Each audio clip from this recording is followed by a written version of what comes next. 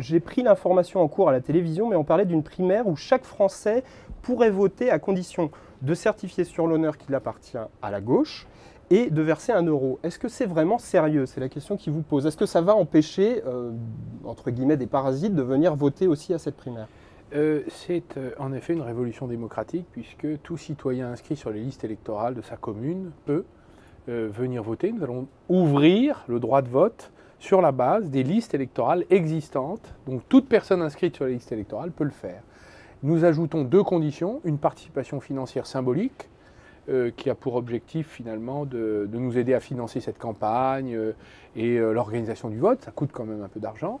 Et puis un émargement, c'est-à-dire permettant à la personne de se faire connaître à l'organisation de la campagne et finalement sur l'honneur de donner son adhésion en quelque sorte au candidat qui sortira vainqueur de la primaire. Alors si je traduis un peu les propos de Michel, vous n'avez pas peur que ce soit pas assez restrictif, qu'il y a des gens de l'UMP par exemple qui viennent empêcher le bon fonctionnement de ces primaires en venant voter? Les expériences étrangères montrent qu'il n'y a aucun risque.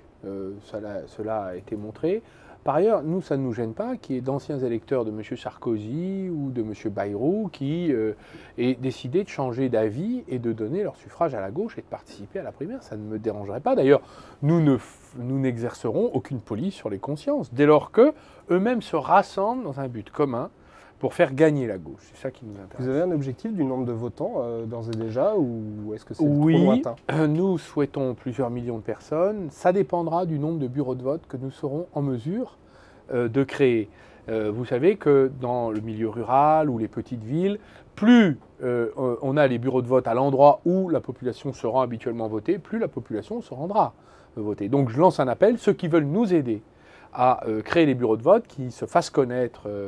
Nous créerons bientôt d'ailleurs un site internet qui permettra de se faire connaître pour organiser les bureaux de vote et nous aider à organiser cette campagne.